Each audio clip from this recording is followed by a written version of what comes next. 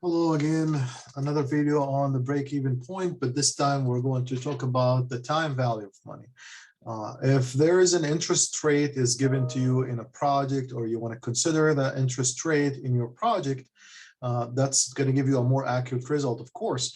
What we need to do to solve these kind of problems is we need to consider expressing all the parameters such as the total cost, revenue in annual worth or present worth format. I think the annual worth would be easier for you. So if you could select the annual worth and convert all the numbers into the annual worth, that would be the easier way for you to calculate the break-even for the point. And of course, we need to apply what we've learned in previous chapters of using the PMT function, the PV function, and maybe other function if needed.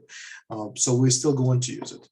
All right, let's take a look into this example number 6 here from the textbook, and we'll demonstrate this concept. So an owner of a specialty bakery / restaurant would like to expand her business operations. Therefore, she's considering the following two alternatives: buying a new oven, initial cost of $190,000, annual operational cost would be $700 per year for 20 years. Each buy would cost $6 each, and it has a salvage value of $25,000. Or option 2 would be renting a new oven, and that would result in an annual renting cost of $12,000 per year, and additional cost would be $15 per pie. What is the minimum number of pies that must be sold each year to make buying the oven attractive if the interest rate is 7%? All right, so now this is an example where the interest rate is given to us, and we need to be more accurate in order to find out what would be the minimum number of pies to make buying the oven attractive. Of course, this as example, it could be applied for any other field such as construction. So if you replace the baker / restaurant with a construction business, and if you could replace the oven with a crane, for example, buying a crane versus leasing a crane, that would be applicable. So I'm going to let you decide on based on your field what would work for you. But just an example, and I provided you as a restaurant here in this example. So what we need to do, well, we look into these numbers. We need to convert them into an annual worth. So the initial cost is a present format, and this will be converted into the annual format using the PMT function, as you see here. And that will give us the $190,000 will be distributed over the 20 years, considering the time value of money at the interest rate of 7%. That would give you an annual cost of $17,934. Salvage value, this is a positive cash flow that will be coming into your business after 20 years. So we need to convert it into the annual worth, and then we need to make the total cost. Now I think we've really just these two numbers need to be converted into the annual format. And now let's do the annual.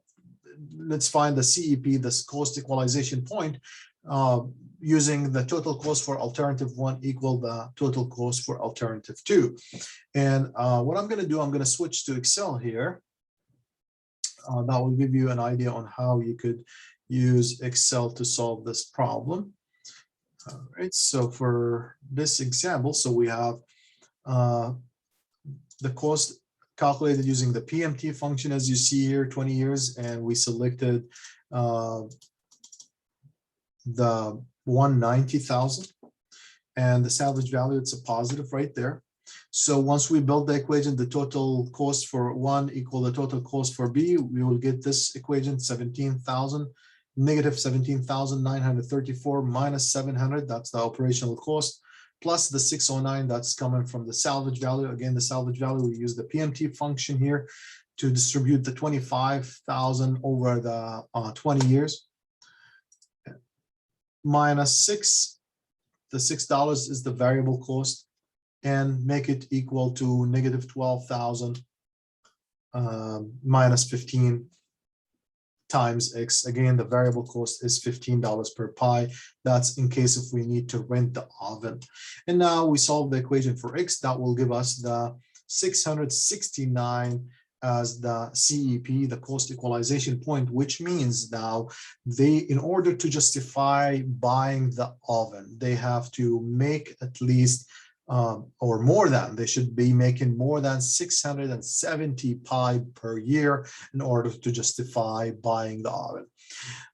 What you see here on the right side is basically I tried the 670 and 660 pies and showed you what would be the total cost for buying the oven versus leasing the oven. So if we have a 670 pies per year, that will give you a total cost of $22,044 versus $22,050. As you see, this would give you a better option, the list cost. If we reduce the amount to 660, which is below the CEP point, that will give you the option B, which is renting the oven, would make more sense to select that option. All right. With that said, I'm going to end my video right here, and there will be a few more videos on other techniques. I hope this is helpful. Please let me know if there's any question or you have any